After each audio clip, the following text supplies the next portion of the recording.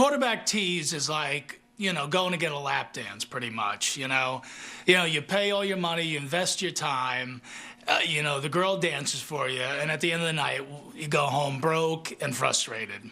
That's pretty much a quarterback tease.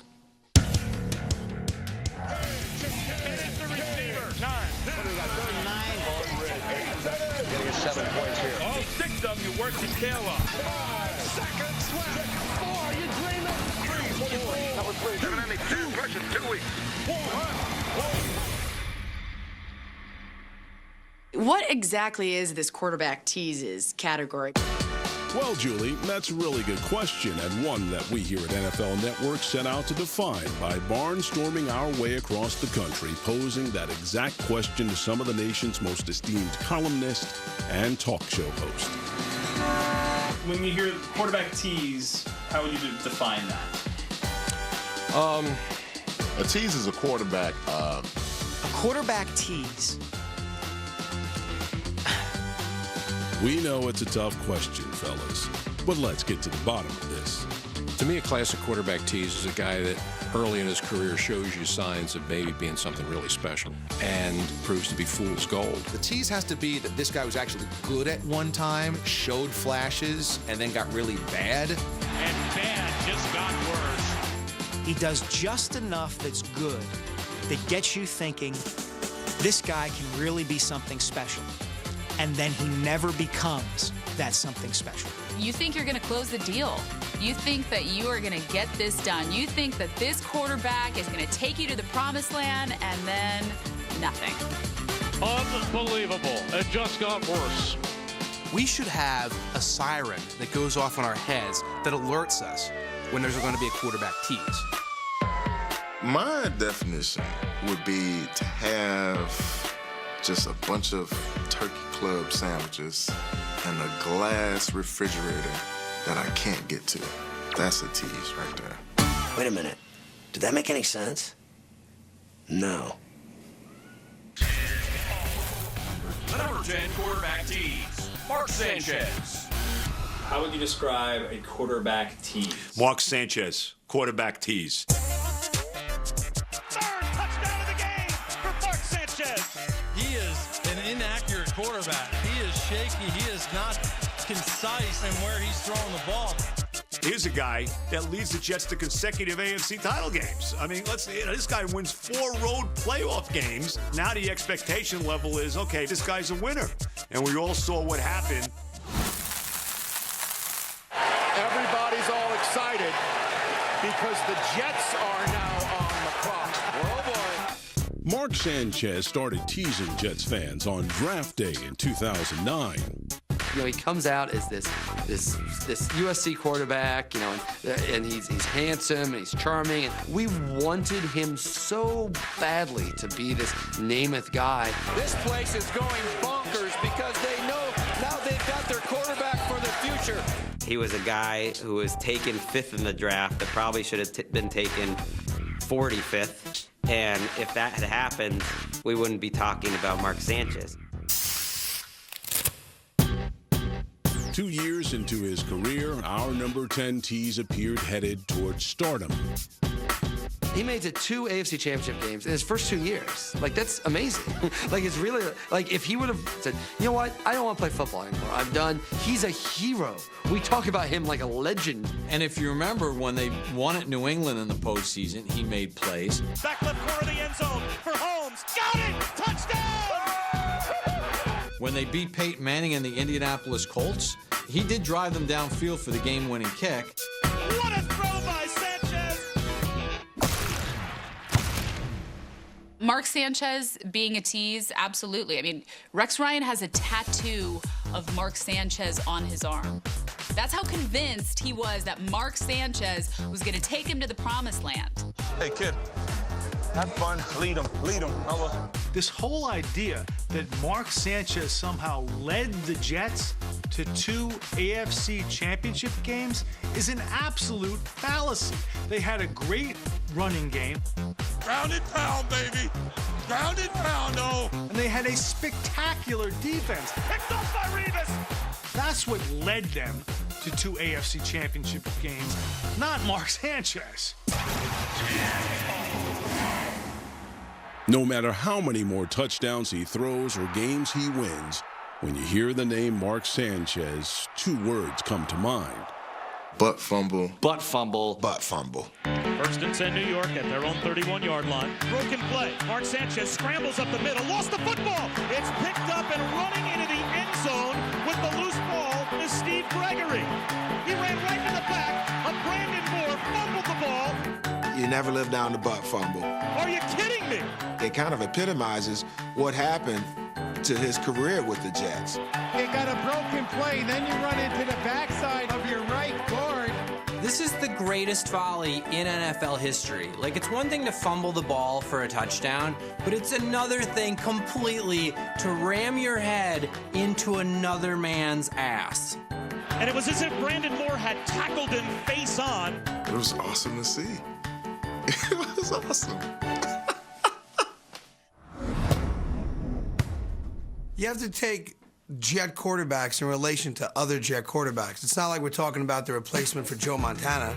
So the fact that this guy could put on a Jet uniform and win 4 playoff games on the road, I don't know how he's a possible tease at all.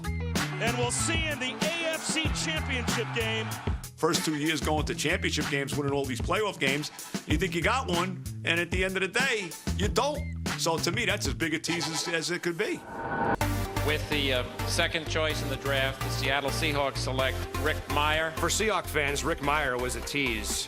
There's no question about it. Had a pretty good rookie year. Was by far and away the best year he had in Seattle. Everybody was fired up over the offseason for this golden arm from Notre Dame. And then starting with year number 2, it was just right down the toilet for Rick Meyer. A.J. Feely is my worst nightmare. The guy came in, won 3 games for the Eagles at the end of a season. They played 3 crummy teams, and then Miami gives the Eagles a second-round pick for him, and it was a complete bust when he came to Miami. Feely forced out, he throws, intercepted. A.J. Feely was so injury-prone. One time, a running back slapped him in the ass, and he went, ah, like that, and he pulled a muscle. He pulled an ass muscle. Some salt in the wound. We never saw him again. While Feely was known for his sore fanny, it was our next QB's face that got him noticed. The number 9 quarterback tease, Vince Ferragamo. Had a name that is totally unforgettable. Vince Ferragamo sounds like he's out of a novella. He's a stud. You can't consider a stud a tease. Ferragamo fires up the left side. Touchdown! Ferragamo burst onto the LA scene in 1979 with a rifle arm. But that's only part of what got everyone's attention. That was a guy who looked like he was sent from Central Casting to play quarterback for the LA Rams. Good-looking guy. Vince belongs in movies. Doesn't belong on a football field. Vince, you're the hottest quarterback in the NFL. You're extremely good-looking, and all the fans love you. Kind of got pushed into the starting job. Pat Hayden got hurt. Ferragamo came in and played really well. Vince going deep up the right, touchdown! Ferragamo went 6-1 as a starter, leading the Rams to the Super Bowl. Touchdown Rams! The Rams heading back to California as NFC champions. Warren Beatty's new comedy, Heaven Can Wait, is chock full of magical moments. Hello. It's funny because a couple of years earlier, a movie came out called Heaven Can Wait, starring Warren Beatty, who leads the Rams to the Super Bowl against the Steelers. And then Vince Ferragamo kind of looks like Warren Beatty. You're like, oh my gosh, this is kismet. This is going to happen. What is your opinion of the Rams this season? What's my opinion? I think they're going to win it. Are you impressed by the way that they're playing? Oh, yeah. If you look back on Super Bowl 14, I mean, Vince played really well for 3/4 of that game, and the Rams were in a position to win that game. Ferragamo the other day said, I know we're going to win. That's your Namath type statement. Ferragamo's storybook season ended just short of a Lombardi trophy. Ferragamo back to pass, shoots it over the middle, intercepted by the Steelers lamp. The year that he took them to the Super Bowl, he was making $52,000 a year. I mean, he was making 1/8 the salary of Terry Bradshaw, who was his opponent in that Super Bowl. After throwing 30 touchdowns in 1980, Ferragamo opted for a bigger deal north of the border. He ended up signing in the Canadian Football League, believe it or not, when I was up there with the Montreal Alouettes. So he chose to take the money and go up there. What are your memories of that season? That we whipped their butt. I think in Vince Ferragamo, we have one of the emerging stars in the NFL. After a year in Canada, Ferragamo fizzled in his return to the NFL. The guy had the looks, he had the name, he just didn't have really the game to match it all. Unfortunately, he just had that 1 year where he played at a top level. It's a classic example of a great tease. You're expecting more from him in the future, and it just never happened. The number 8 quarterback tease, Bobby Hoying. Bobby Hoying? Who? Who did he tease? Never heard of the guy. How much of a tease could he have been? I know that name. Why do I know Bobby Hoying? Yeah, I think you guys have kind of screwed up the definition of the tease. The tease has to be that this guy was actually good at one time. I mean, what did we throw in the wild card in there just to try to get a reaction out of people? What did he have? One good game, a good drive or two? Isn't that perfect for Philadelphia? That the guy on the tease list isn't even that great? You have to understand the context of Bobby Hoying. Randall Cunningham was supposed to be the ultimate weapon in the NFL. And by 1995, he's no longer with the Eagles. The Eagles never get to a Super Bowl. Disappointment. The franchise and the region are desperate for a top-flight young quarterback. And here comes Bobby Hoying. A third-round pick out of Ohio State, Hoying led up the Bengals in 1997. In a come-from-behind win, the boy Hoy threw for over 300 yards and 4 scores, wetting the whistle of a QB-thirsty fan base. Back goes Hoy, he's in, he steps up, he fires, he makes it in for a touchdown, Jimmy Johnson! He had one good game against the Bengals, and suddenly everyone's going, this is the next guy. Ladies and gentlemen, you have a quarterback. This is the delirium of Eagles fans desperate for a quarterback. I remember when the air began to come out of the balloon. They had a home game against the Giants, and he came out on the field. There was a big roar. The crowd was really behind him. It was a big game. If the Eagles won that one, all of a sudden, they're in play. And early in that game, Hoying throws a pass, and Jesse Armstead intercepted it, and it was just a killer. All the way in for a touchdown is Jesse Armstead. And from that point on, Bobby's performance just imploded. Hoying is the starter the following year, and Plunk. He can't play. Here comes a safety blitz. Looks and throws, intercepted! They opened at home with Seattle and just got buried and got shut out.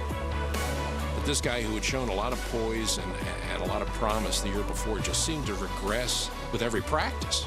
Bobby Hoying can no longer complete a pass downfield at all. The entire Eagles offense turns into a bunch of sacks and interceptions.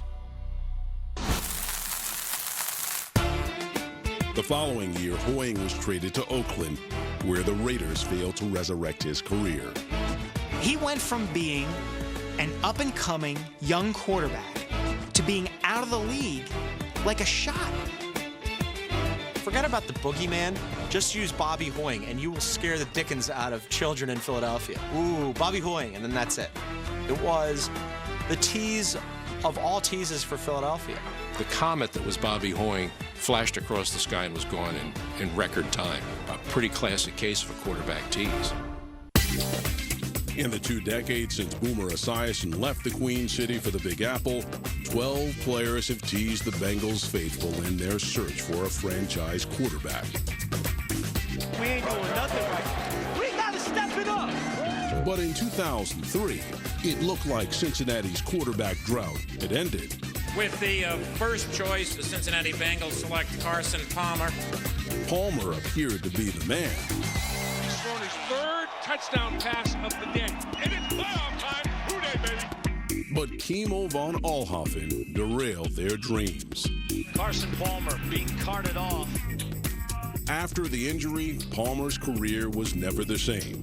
But it's another Bengals quarterback who found his way onto our list by teasing Who Dat Nation. The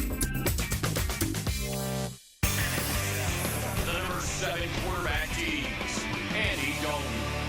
Andy Dalton is the ultimate quarterback tease. God dog it, Andy!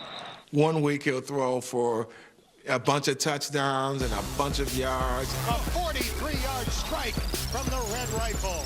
Then the next week, it's the complete opposite. 4th interception of the game for Andy Dalton, new career high. Andy Dalton, I mean, boy, you guys are pretty quick to jump the gun on this guy. I mean, let's run Andy Dalton out of town. He's been to the playoffs a couple of years. Cincinnati is playoff bound. You guys are brutal. Andy Dalton, he could very well still turn out to be an elite quarterback, so I think it's a little too soon to put the T word on him. Yes, sir! That's what I'm talking about! He's a tease? Andy Dalton's a tease? For the life of me, I can't figure out why people kill that guy. I don't get it. And he throws it into the end zone. Oh, baby! For a Bengals touchdown! Oh, baby! He's taken the Bengals to 3 straight playoff seasons. Nobody's ever done that at the quarterback position. Each and every year, his numbers get better. What a day for Andy Dalton. A career-high 5 touchdown passes. He's not an elite quarterback, but he's far from a tease. Despite his gaudy stats and 3 straight playoff appearances, it's what Dalton hasn't done that's landed him on this list. The real crux of the tease that Andy Dalton is relates to the playoffs. The NFL's longest drought without a playoff win continues.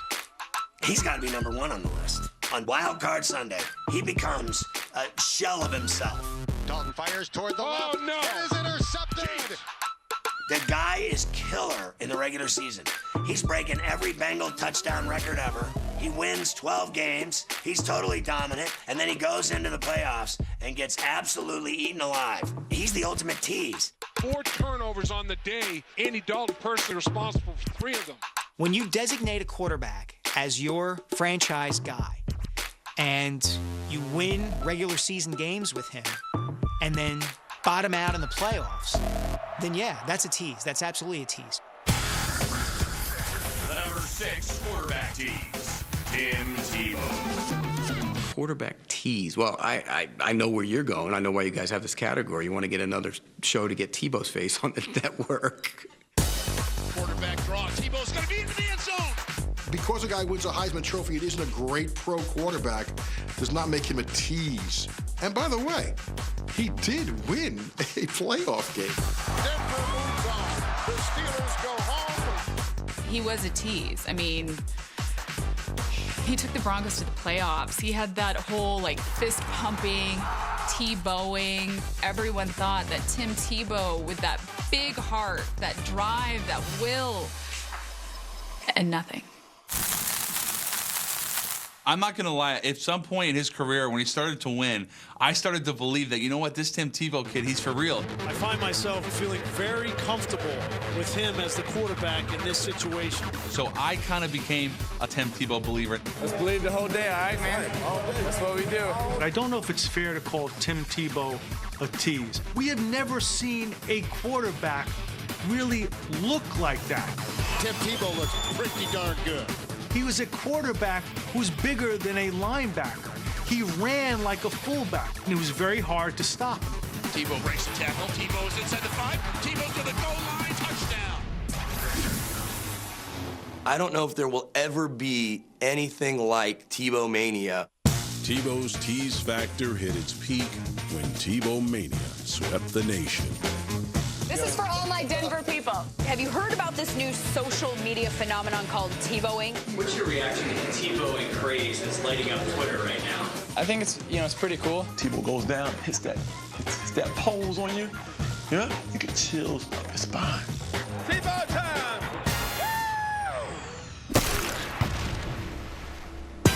Tim Tebow teased on the game's biggest stage. I covered one of the most magical football games I have ever covered when he beat the Pittsburgh Steelers in Denver in overtime. Touchdown! Denver is when it came down to it, he had a 300-yard game. He outplayed Ben Roethlisberger, and he hit. Just 2 months after his playoff win, the Broncos signed Peyton Manning, and Tebow was shipped to the Jets. I just want to thank the Broncos for my time in Denver, and just that I'm looking forward to my time as a Jet. Tim Tebow was a tease for fans. Finally, I got something to cheer for. Tim Tebow was a tease for the media, but the guy he wasn't a tease to was John Elway. I think Tim Tebow did far more with his NFL abilities than most anyone else has in the NFL. Frankly, he didn't have the arm to be an NFL quarterback. Tebow time's over, baby. So all he could basically be was a tease. And now, the number 5 quarterback tease, Richard Todd. Certainly a lot of Jets on this list. Sanchez, Tim Tebow, Richard Todd. Because they're the Jets. Because they're the Jets. Because I am convinced there's been a curse since Joe Namath. Richard Todd, the Mark Sanchez of the 1970s. Oh, my goodness gracious. I still have the magnet in Todd We Trust. He really never had a glory era to speak of. With Broadway Joe's best days behind him, New York looked for his replacement in the 1976 draft. New York Jets, first-round selection. Richard Todd, quarterback, Alabama. Big, giant, huge shoes to fill.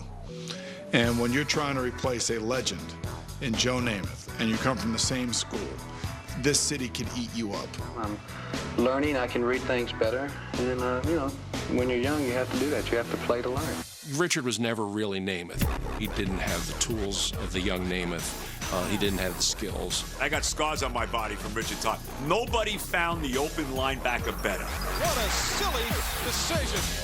Todd had to fight off opposing defenders as well as backup Matt Robinson and his fearsome Fu Manchu.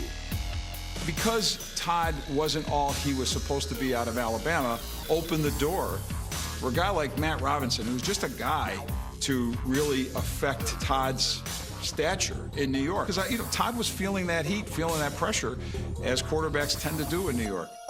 Finally, Todd winds up getting the job. In 1981, he seems to find himself. The Jets go 10-5-1. Todd has a very good year, throws 25 touchdown passes. Jets make the playoffs for the first time in 12 years. Hey, maybe they got something here. What a pass! What a play! Come on, Richard, take him in, baby, come on! Todd hacked the pass. He is throwing deep. He has it down! Next year, what does Todd do? He goes out, wins a playoff game on the road against the defending AFC champions, the Cincinnati Bengals, in Cincinnati. Then he goes into L.A., beats the Raiders before 100,000 people. And I'm saying to myself, as they get ready to play in the AFC title game, hey, maybe we got something here now with Richard Todd. You talk to people in New York and talk to them about Richard Todd, they'll always talk about that championship game in Miami. The game was played in abominable conditions. Don Shula conveniently says, let's not cover the field because it never rains in Florida. So they play in this mud bowl in Miami. Todd has a miserable game. And A.J. Dewey, who I think maybe had 3 career interceptions, had 3 interceptions against Richard Todd in that rain. Intercepted, and that's going to be a touchdown. A.J. Dewey is still running. Picked to go to the Super Bowl the following year, the Jets crash-landed, finishing 7-9 as Todd threw 26 interceptions. I wouldn't call Richard Todd a tease because it took him 6 years to really have a good season. In Todd We Trust, he belongs on the list. I do maybe knock him up a couple notches. The number 4 quarterback tease, Jeff George. My number 1 quarterback tease ever is Jeff George. I would probably put him at number 1 because so much was expected of him when he came out. You know what's the ultimate tease thing here? Is his cover of Sports Illustrated. He's got a wispy mustache and a mullet, and he's wearing a turtleneck. I don't know if this thing's gonna pan out for us. He ended up being the first pick in the draft. based on throwing the ball in a workout because he could throw the ball through a wall. As good arm as I've ever seen. He's going to throw deep. What a play by Jeff George. Boy, when you watched him throw, you stood there in awe of what this young man could do with the football. Players like Tim Brown would say, the ball, it almost materializes in your hands. It's like he teleports the ball. For years and years, everybody thought that this was a guy that could be a franchise quarterback. He was a very confident guy, extremely confident, to the point where I think he was too confident. One of these days it's going to be really sweet, and Jeff George is going to lead the team to the Super Bowl. Yeah, he was late to his first team practice. Are you on top of everything? You know everything? Yeah. All right. He wasn't a guy that was going to work on fundamentals and mechanics. They got him in trouble throwing picks. Jeff George made the famous statement that leadership isn't that important. Oh, really? He just didn't have that ability to rally the group. It wasn't his personality. Just a not emotional guy. Like, he just didn't have that ability in the huddle to, like, just bring the team down the field and go win the game. Come on, George! We need a score! Come on! Downfield! Come on! Extremely talented, but yet wanted to do things his way. I'll never forget sitting in a meeting, sitting with Jeff saying, tell me about the offense. And he says, first and second down, basically, I'll do what the coaches want. Third down, I'll just look for Tim Brown. Jeff George, on top of being a huge disappointment and not a good quarterback, was also somebody that nobody liked. Looking at the sideline and pointing. Well, I don't think Jeff is going to win that one. His teammates didn't dig him. His family and friends probably didn't dig him. I'm not sure Jeff George liked Jeff George. He had, I think, a problem with authority. He really got into it with a lot of different coaches. And these guys are going at it. Yep. Boy. For you not to get along with June Jones, you've got to be pretty much, a butthole. Suiting up with 7 different teams during his 14-year career, George's immense potential netted very little production. His career winning percentage was 37%. For a guy that played a long time for a lot of different teams and had a lot of physical talent, that's the definition of a guy that's a tease. He went 1-15 in his second year. He won 1 playoff game in 12 years. How bad is that? I would say Jeff George might be the single most talented quarterback that never achieved a damn thing in the league. Is Ken O'Brien on that list? Ken O'Brien was definitely a tease. Out of that quarterback class of '83, he's one of the, and then Ken O'Brien was also drafted. Taken by the Jets ahead of Dan Marino in the '83 draft, Ken O'Brien led the league in passer rating in 1985, but he never produced a playoff win during his tenure in New York. However, O'Brien saved his best for Marino and the Dolphins. Ken O'Brien was my worst nightmare. That guy was so overrated as a quarterback, but whenever he played Miami, he looked like Joe Montana. That guy was a thorn in my side for years.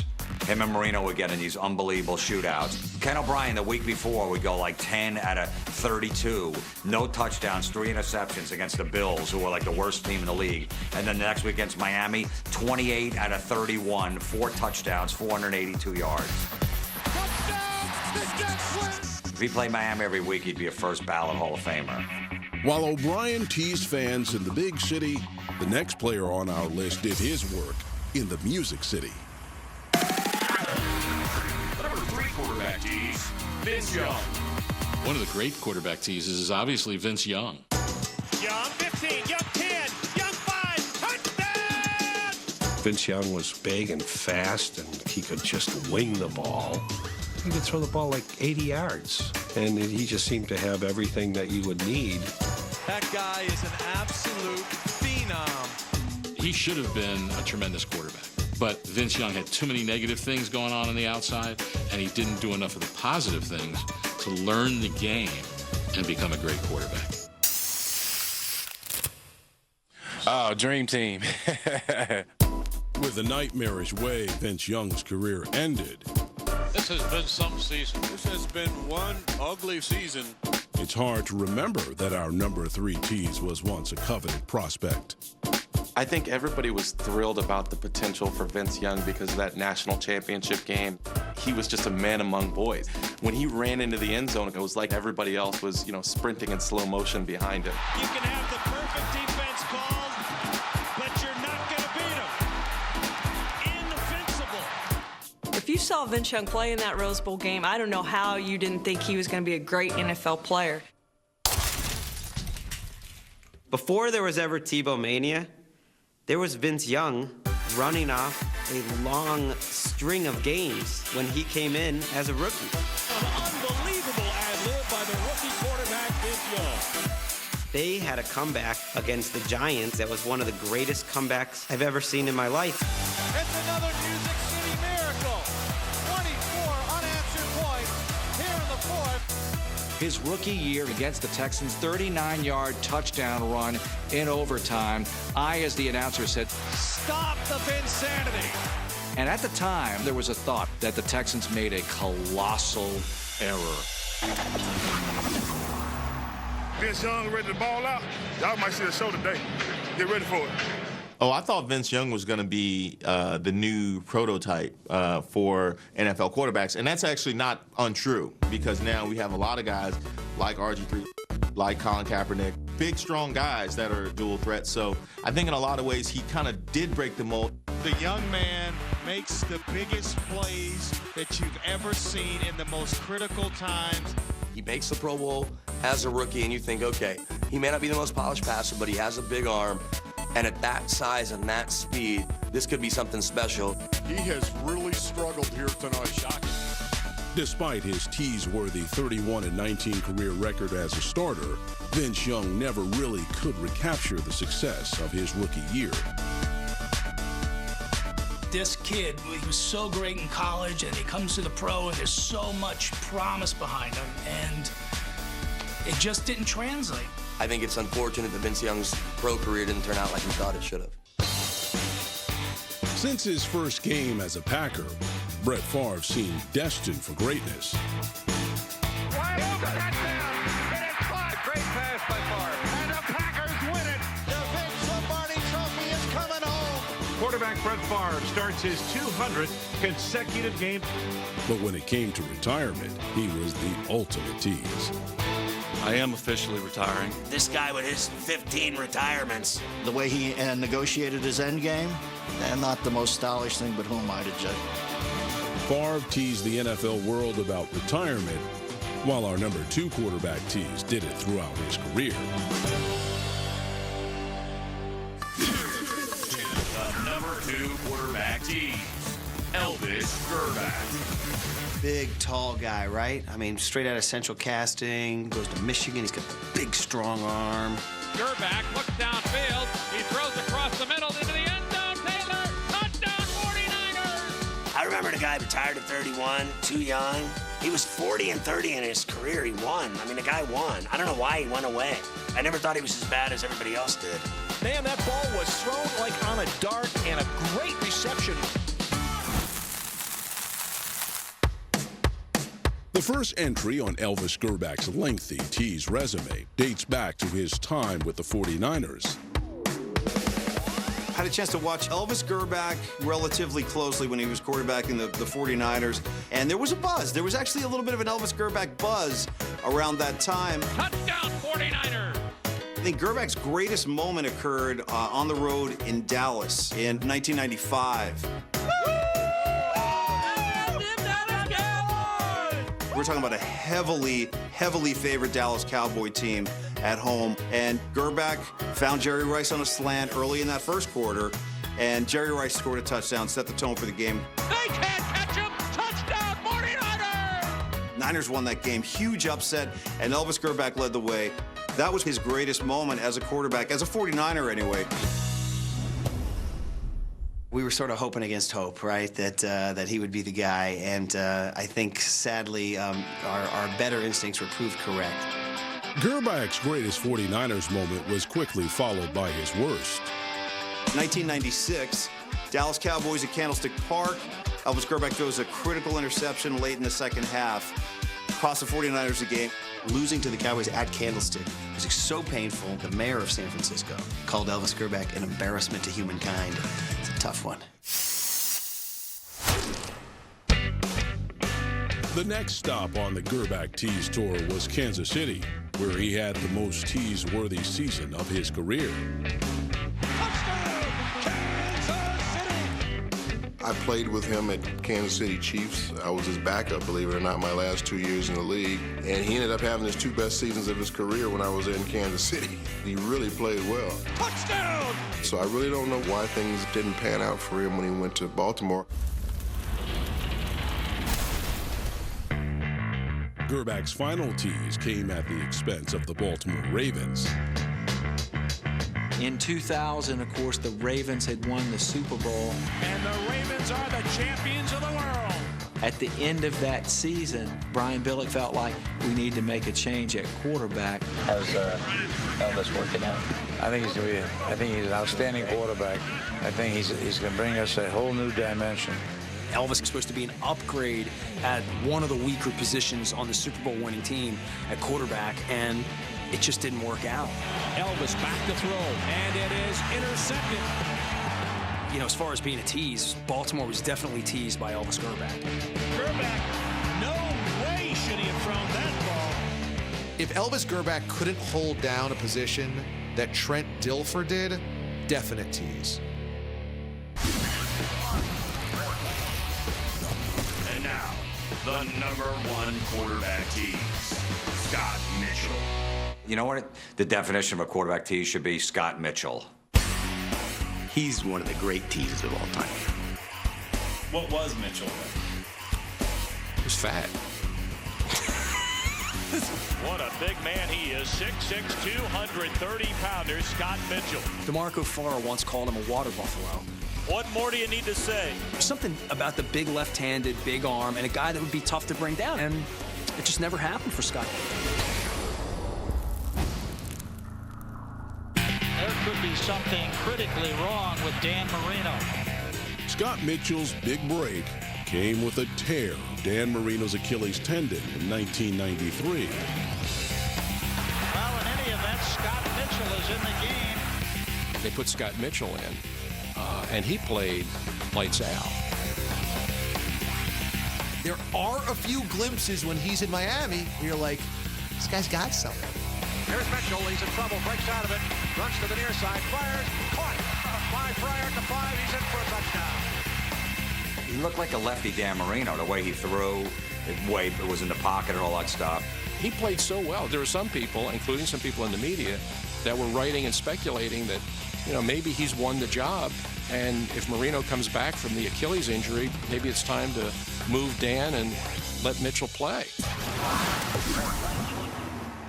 You know, he had a nice 4 or 5 game run and got that big contract. And he got a 3-year, $11 million contract with the Lions. It was a lot of money back in those days. You were taking a chance because, you know, you only really had one good year. I could have gone to a lot of places, and I chose to come here because I thought this team had the potential to win and win now.